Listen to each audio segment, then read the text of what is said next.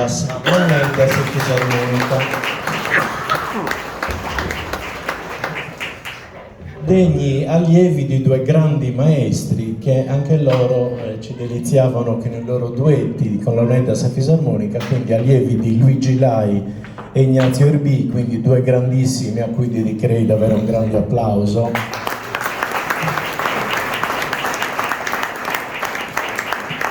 E loro mi pare che in uno stile che insomma si avvicina davvero tanto. Cosa ci fate ascoltare stasera?